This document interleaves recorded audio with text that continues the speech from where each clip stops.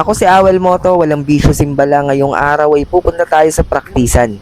Tama na yung video. Pagdating natin dito sa Neapolitan, pinag-practice natin agad sila. Sila nga pala ang mga kagrupo natin sa Street GP Concept. Nagpa-practice sila at naghahanda para sa paparating na track day. Ito ang libreng track day ng Venworks.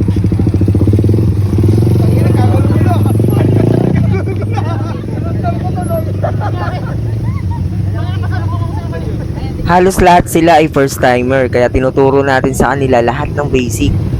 Yan, ang kailangan nyo dyan makuha nyo yung target station. Ulo. Pinapaikot natin sila ng figure of 8 para magamay nila yung throttle control na normal na liko lang at walang body position. At the same time yung target fixation na kung saan dapat nakatingin yung ulo mo, hindi yung mata lang. Habang ginagawa nila yung mga ganitong basic exercise, nakikita nila o nararamdaman na nila yung lean ng motor. Ngayon binago ko ang sistema. Imbis na figure of 8 lang, dinagdagan ko ng ikot bawat cones. Ang dulot naman ito ay para mas maramdaman pa nila ang paggamit ng throttle control at mas ma-exercise nila ang target fixation. Habang ginagawa nila ito, inoobserbahan ko na rin kung sino sa kanila yung pwede nang mag-move sa next step. Yung body position na, pero dapat hindi madidistract ang paggamit ng throttle control. Ilang minuto pa lang ng practice nila to pero nakukuha na nila agad.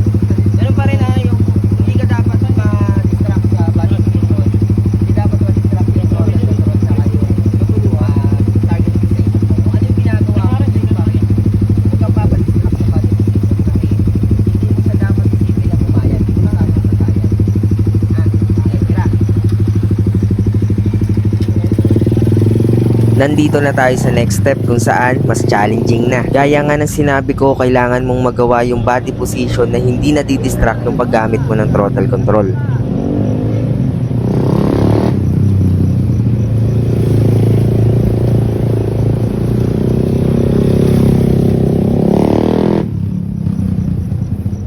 Dito napapansin ko pagdating sa kanan talagang hirap siya mag throttle control dahil iniisip niya na sumayad na yung tuhod niya.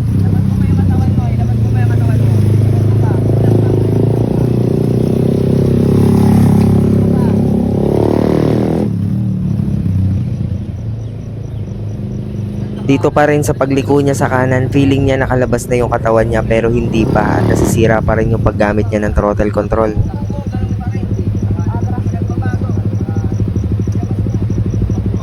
Dito nabanggit ko sa kanya na kulang pa rin yung body position pero habang iniisip niya yon ay nakukulangan din yung paggamit niya ng throttle control. Kaya sinasabi ko pa rin na huwag siya magpa-distract at tuloy niya lang yung throttle control para hindi siya bumagsak. Kulang kasi sa tulak yung motor para mag-lean din at makaliko siya ng mas maganda.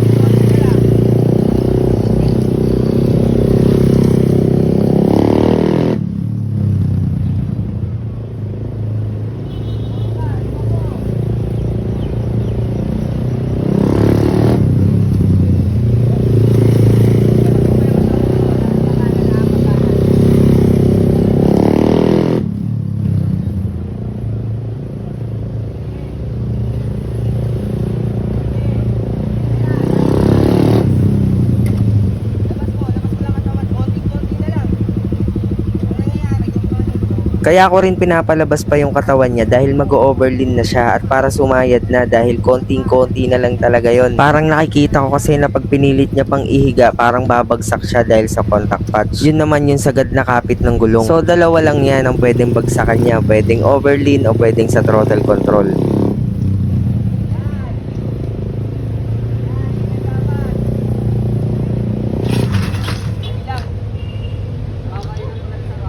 At ayun, bumagsak na nga. Ano sa tingin nyo?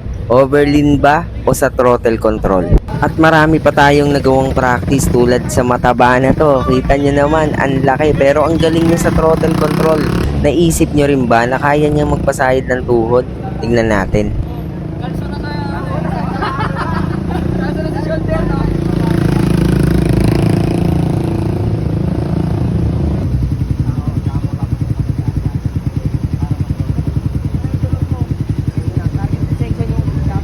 Kaya ba? Oo, kaya naman.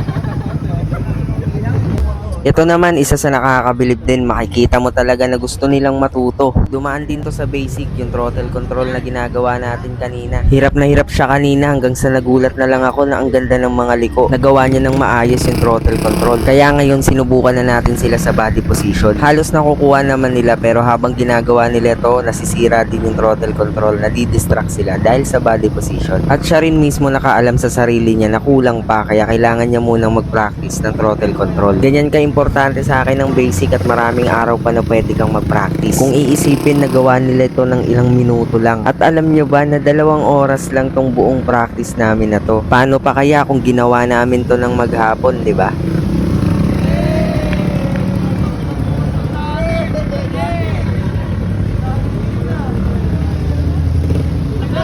Nakalimang ka lang. Ayaw mo yan. Kaya subaybayan natin tong dalawang to hanggang sa loob ng racetrack kung magagawa ba nila. Hanggang dito na lang muna. Salamat sa panonood. It's your boy, Awel Moto. Walang bisyo, simba lang. Ciao.